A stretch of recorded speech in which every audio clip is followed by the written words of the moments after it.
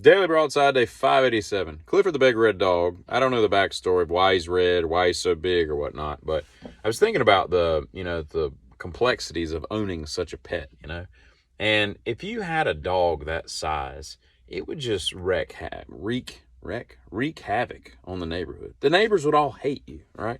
Because your dog, would just stink up the entire. And you would come out on your back deck and be like, it's such a beautiful.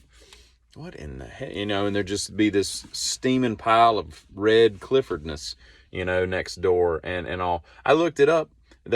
So Clifford is, I think he's like 10 feet tall in like the new movie that they got out, which I don't even know what the plot of this movie is. I mean, they got a big dog. I don't know. But anyway, but in like the books or the whatever they are, wherever he came from, he's anywhere from 25 feet tall to bigger than that. But let's just say he's 25 feet tall. All right, I look it up, and he appears to be some kind of Labrador mix or something, right? Why he's red, I have no idea, but he's some kind of lab. So he's a large-sized dog. And I looked it up, and a large dog has almost a half a gallon of bladder capacity, okay? I don't know how many times dogs piss in a day, but let's just say 5, So a regular dog is, 2.5 gallons, if my math is right. They're pissing all over your yard and all. But you do that with Clifford, and he's 25 feet tall. His bladder is going to be, considerably larger. You're basically going to be putting out, 120 gallons of piss out in your yard. Now, not only is that going to stink to high heaven in the middle of July, but you're never going to get any grass to grow. Whatever, like, manure qualities you get from Clifford's big red dumps, right, are going to be completely negated by all the urea that is just spread all over your property. You're never going to have a good stand of grass. And so that means that the two twains shall never meet. Somebody who's really, really into, having a really strong yard can't own something like Clifford. That would just be ridiculous, And don't get me started on dog vomit, At least if you brought Clifford in the house and he took a deuce on the floor, it's kind of contained to one little area, and you'd be like, damn it, Clifford, But if Clifford throws up because he's eaten something that's, not agreeable to his big red stomach, that pile of vomit is going to be just all over the place, and it's going to be a damn mess to clean up. I don't even know what you would clean it up with. I guess a shovel.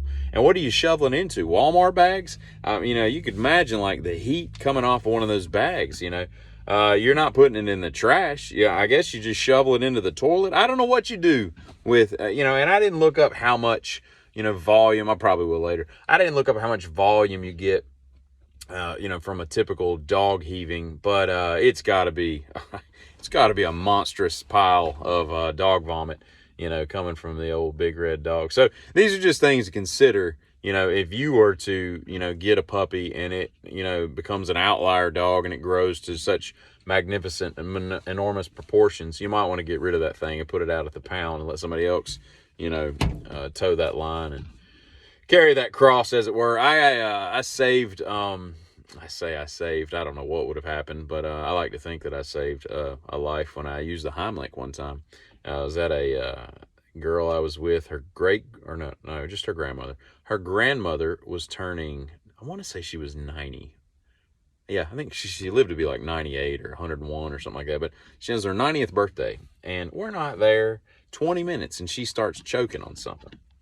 I immediately sprung into action, and there was a doctor in attendance. One of her uncles was a doctor, and I went and beat him to her. Heimlich. I don't know if you've ever thrusted forcefully into the chest and sternum of a frail 90-year-old lady, but it worked. That piece of I can't remember what it was that she was choking on. It was some southern restaurant, so it was probably like, greens and cornbread or something. But anyway, so I got that under my belt. And you know what's weird about the Heimlich is I've never seen a video of anybody. I don't know if there exists a video of somebody performing the Heimlich. It's kind of weird if you think about it. And if there is, there can't be many. I guess because when someone starts choking on something, the last thing people do is, rush to their cameras and start filming and whatnot. But I was watching what do they call the Victory? I think it was the Victory Tour, 1984. The Jackson 5 get together right maybe it was 83. I think it was 84. and Michael and his brothers go back and they're doing all this stuff and everything. And I thought it was interesting because surely, I don't remember what he played back in the 70s, but Jermaine, the bassist, he's sitting there and they're doing the little dance and all.